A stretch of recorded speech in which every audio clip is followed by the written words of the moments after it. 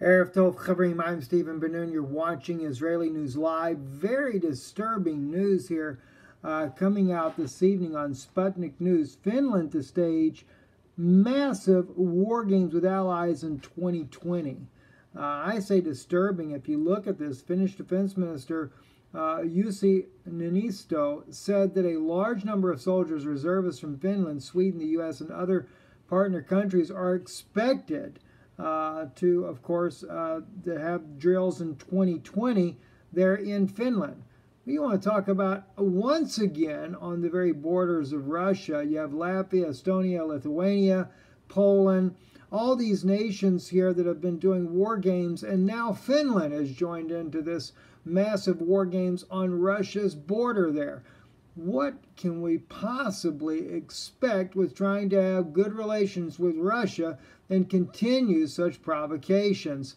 It is beyond me, to say the very least, to try to figure this out. Also, in other news as well, Israel, Hezbollah playing Russian roulette. That's according to the Al Monitor there. They're on the border there. It has been a tit for tat. Not Russia, but Israel and Syria. Of course, they've been at war now for many years. There has never been a true ceasefire. But it says here on October 25th, Israel unmasked the identity of Hezbollah's commander in charge of the southern Syrian front. An Iranian-backed Lebanese movement reacted a day later by releasing photos taken inside an Israeli settlement. While these acts might be interpreted as psychological warfare, they inherently reflect how both sides are striving to set limits on their rules of engagement in Syria. They also highlight the critical role of Russia has increasingly played in preventing clashes between Israel and Hezbollah on the Golan Heights.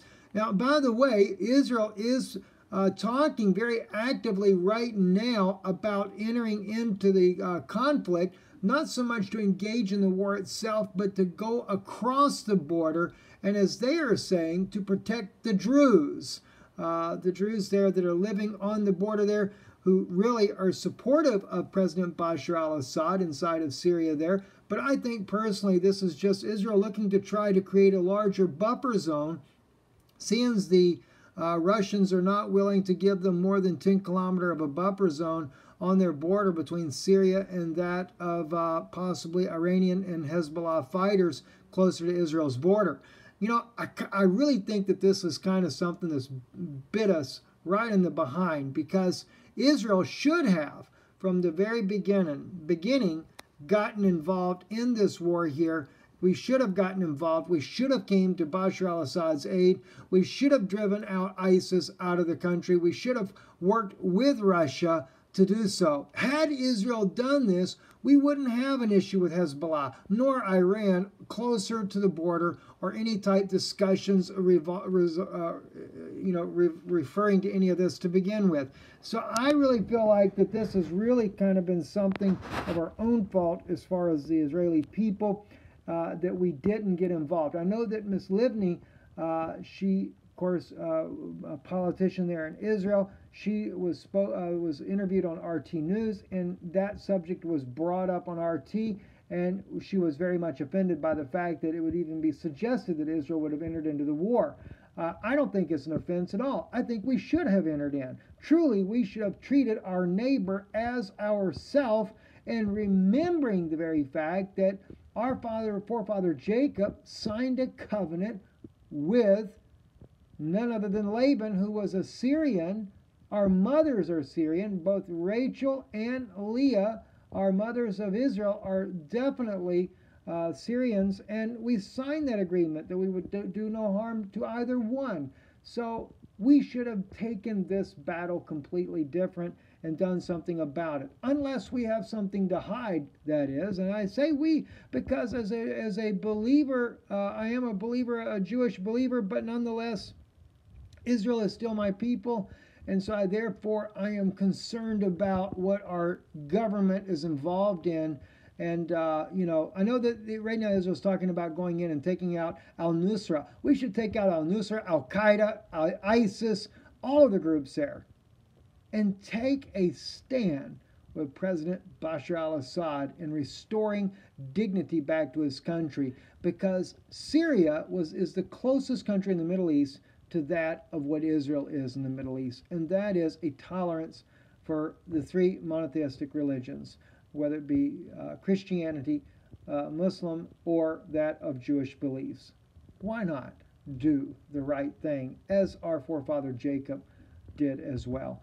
Also, one bit of other news that's breaking here that I wanted to share with you. Prince William warns there are too many humans on the earth.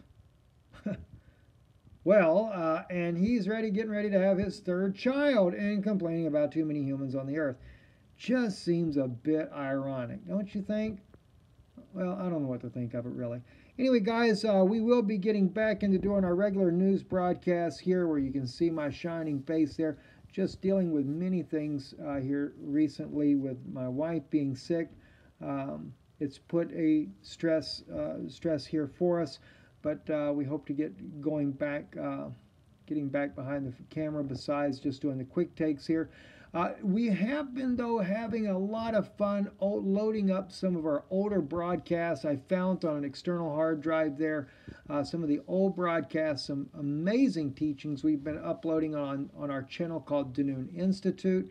And as well, for those of you that are wanting to help with our situation with my wife there and her sickness there, we did a video on Danoon Institute. I'll load in the description below a link for that, as well as we did start a GoFundMe for my wife as well.